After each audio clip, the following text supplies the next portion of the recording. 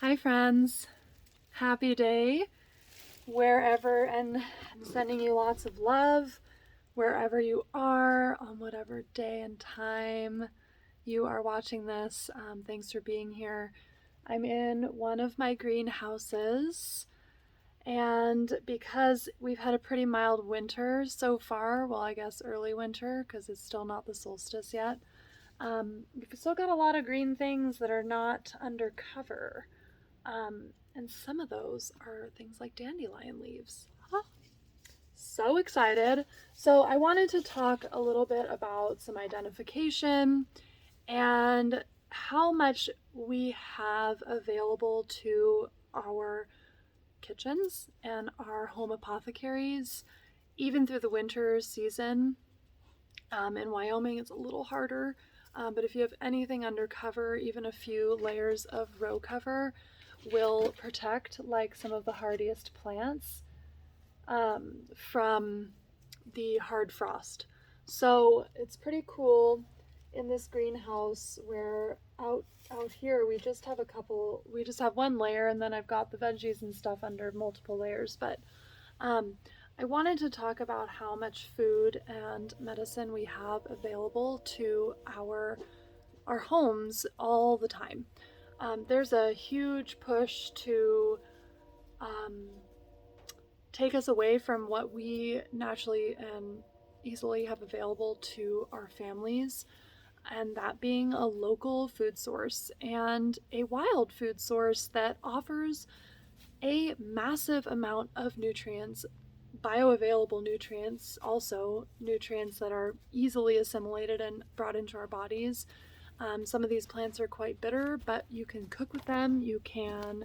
Sorry, my dog. One of my dogs. Shit. Sorry. Doggies knocking the camera over. But, Jake, come here. Come here. Lay down. Oh, hi. Do you want to say hi too? Yes. Yes, hello. This is a fur baby that I'm babysitting. Sit. Lay down. He's a good little puppy, but where was I? We have a lot of food available to us all the time. And a lot of these foods, are super easily identified. And when they're super easily identified, you can get to know them very quickly. And I really appreciate that about a lot of nature, is it makes it easy for us. There are definitely plants that you do not want to harvest unless you are 10,000% sure that that is the plant you're looking at. So I'm just going to say that. But there are a lot available to us, like weeds in our gardens, weeds in our yards, and even some places in the wild spaces, like out in the pastures, down on river bottoms, sweet little tucked away corners of the forests that are in low elevation, that we have a lot of food and a lot of medicine that is very easily come by all through the seasons. And what something magical that happens when we are working with the beautiful offerings of nature is the fact that we spark something inside of our bodies. And that's a perfect innate connection to the divine, because we are here to create magic, and we are here to use our bodies to nourish ourselves, to work with nature and be mindful with her as we move throughout our days. So I want to say that the more that you connect with nature, the more and more deeply you're going to be connecting to your innate divine wisdom, the ancestral magic that's held inside of our DNA, those ancestral traditions that are held there.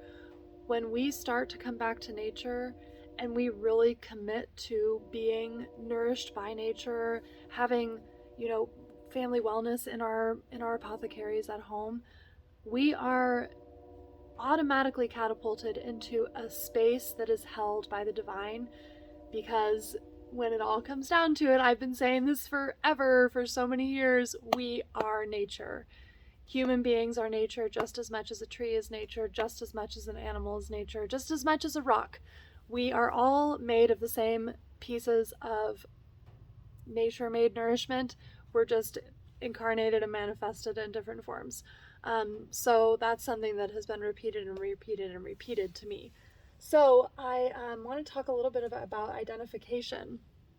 A lot of our weedy plants, we see them first in the spring, and then we can watch them throughout the spring as they grow. And then once they flower, usually we're able to say, oh, I know who you are. You're a dandelion, or you're stinging nettles, or you are, a biscuit root or goat's beard. These are some herbs that come out of the ground very quickly in the spring, but a lot of them, they're not a lot of, all 4 of these herbs are also very hardy, and they will stick around through early winter, especially for a mild winter like we're having. We're just getting our 20-degree weather now, and it's like the first week of December. So having these plants and watching them throughout the season, they're going to be plants that you can easily identify. You can get to know them really quickly, and they grow everywhere, and they grow in abundance. And I'm sure a lot of you who have gardens or even just take care of a yard, if you pull a dandelion, many, many dandelions come back, right? And that's because the little pieces, the little rootlets break off of the main root, and they create a new plant. So what I love about these plants that I'm going to talk about today, the dandelion, goat's beard, nettles, and biscuit root, they are all plants that it's really hard to eradicate them, and you can harvest them in abundance. I always recommend never ever taking more than a third of a patch, no matter what that patch is, even if it's in your yard, so that you have sustainability within that infrastructure of your own home. I'm sometimes even a little more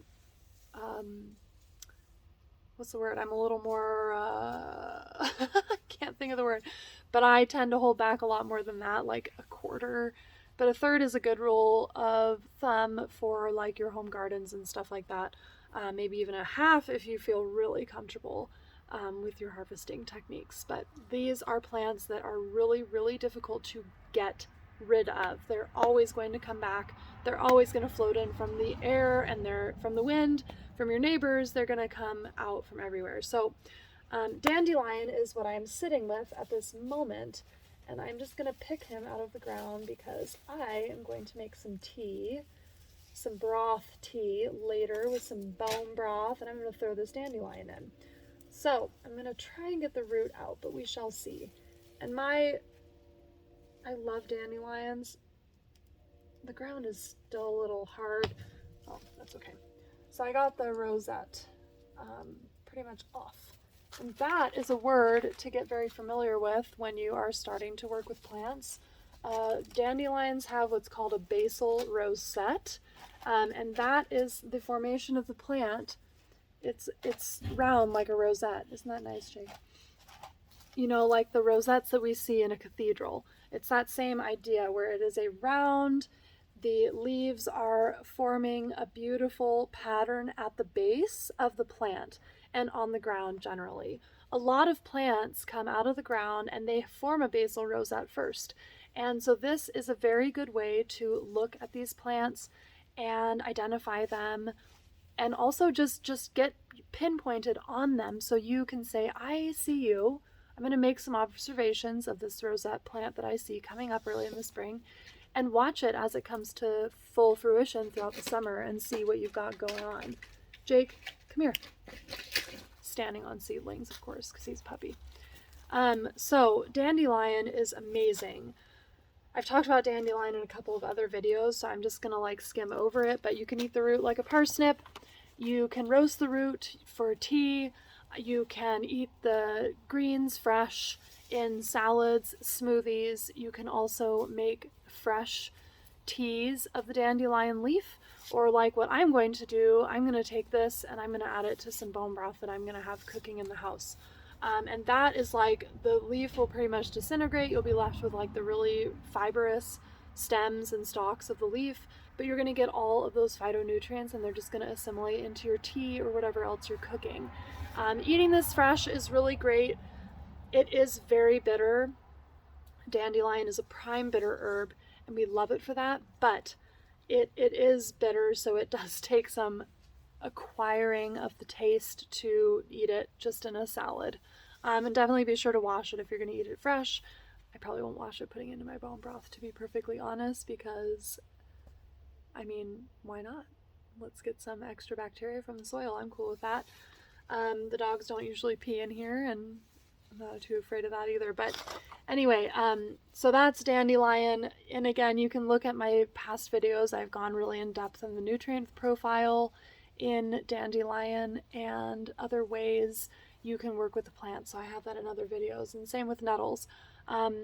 My nettles are pretty much toast for the winter. They have a really delicate leaf structure, and when they get frostbitten, you know, when it's below 20 degrees, they toast out. They're done for the season. But what's really nice about nettles, when they come out of the ground, you're getting the actual nettle, baby nettle leaves. They are true leaves pretty much immediately.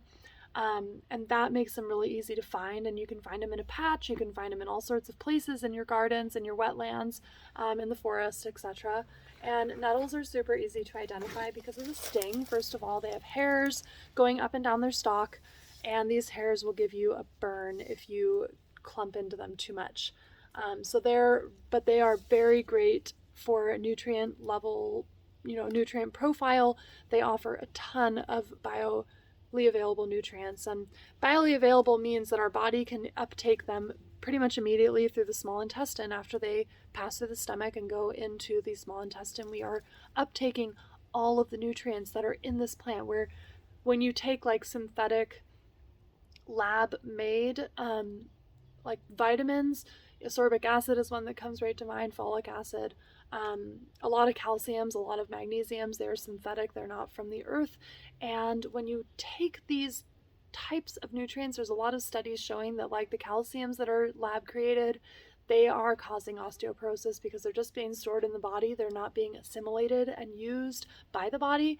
But when we take nature-made supplements like calcium from a dandelion or a stinging nettle plant, we are getting calcium that our bodies know exactly what to do with. And so it's very important to be mindful with the types of nutrients we're taking in when we're looking for supplementation. And that is why I absolutely love dandelions and nettles. And I make lots of extracts of them. And again, I did a whole video on dandelions and nettles, talked about them in depth. So go back, take a look at that video if you want to know more about those two plants. Goat's beard is one I want to talk about because it is so funny.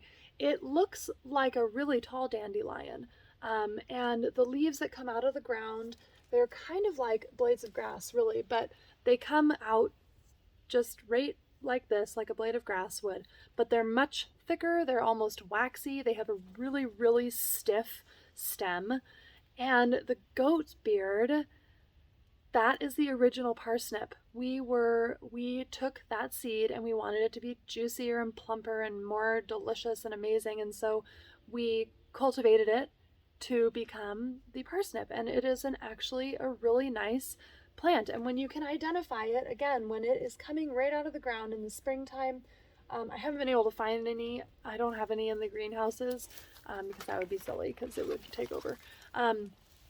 But I can't find any outside to show you, but it is very much like a few blades of grass, maybe 4 or 6 blades of grass.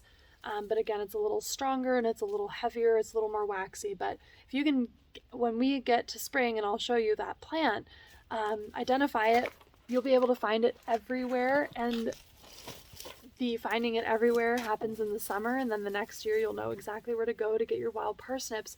And it actually is really quite delicious. They're woody once they go to flower, so this is why we want to find them when they are first coming out of the ground in the spring and dig away. They are totally everywhere. They take over farms all over our community, and they are delicious. So nice to cook with, nice to roast, nice to fry up in the frying pan. I suppose you could put them in a smoothie if you really wanted to, but I like to roast them. They're very nice. And then biscuit root. Biscuit root is a very traditional plant for the indigenous people who live in this area and who historically roamed through this area and foraged and hunted throughout the Bighorn Basin. The Snake River down in Tetons is its true name, and the Snake River Valley, their true names are the Yampa River and the Yampa Valley. And that is because yampa, which is biscuit root, grows in abundance. In abundance. And the Native Americans, our government still holds the rights for them to be able to go to the Teton National Park and harvest their biscuit root. I don't know if our government has been so kind as to extend that still being available, but I am saying it out loud so that we are more aware that this is still something that should be happening every season. Yampa is not the, like, there's lomatium and there's yampa. Lomatium is the biscuit root I want to talk about. It is not dissectum, and I can't think of the Latin name right now, but the lomatium species that comes out of the ground in the spring, and it's actually really palatable. It's not too intense with the resins and stuff that the lomatium dissectum has, which is more of an immune support tonic that you would take as a medicine versus a food. The biscuit root lomatium is much smaller, it is much more delicate, and it grows in the high desert. So we are able to have these plants come out of the ground in the spring in the high desert where they're easily foraged and made into biscuits. You can just cook with them, you can put them in soups, but the Native Americans traditionally in this area, and still currently, because these people still practice their traditions, they will grind them up, grind them up, and make them into cakes. And this little cake they would form, and you could eat it dry or you could bake it and make it into a little bread. So that's a really good foraging plant as well. And again, in the spring, when these plants are coming out of the ground, we'll do another identification thing, but I just love to think about this so that we can plan our foraging for the springtime as we dream in the wintertime and get settled into the darkness. So what all of this offers to us as a people, as a free person on this planet, is food, medicine, and self-sufficiency. When I began to hear about supply chains breaking down, it is not something I am afraid of. And I am not afraid of that because I know my wild plants, and I know that I can still feed my family off of not only our gardens, that I have let a lot of lettuce and a lot of parsnips and a lot of carrots naturalize themselves here in my gardens, but also knowing the wild plants. And there are a lot of wild plants that are absurdly easy to identify. And you do have to be mindful, you have to be aware, always be aware of what you're looking at, always know with 1000% certainty that you are looking at the plant that you are about to harvest and put into your mouth and your family's mouth. It is incredibly important to know these things. But it's not as hard as we have been led to believe it is. So I want to do a lot more of these videos. I'm going to be teaching a class here coming up soon in January. We're going to get into the science and the spirit of herbalism, blending the two because they are essential to have a spiritual connection to our Mother Earth, to our plants that we are working with, and I am so excited. So definitely like and subscribe this video. Please share it if you feel called to do so, and get on my email list through the link in the comments. Or in the description, I'll put a link to my email list so you can get on that, so you can be the first to know when the class is launched. And I thank you for sitting with me. If you've made it this far, definitely subscribe and follow me. I am really striving to be more diligent about working with technology and getting my message out there to you guys. And thank you so much, and I'll see you soon.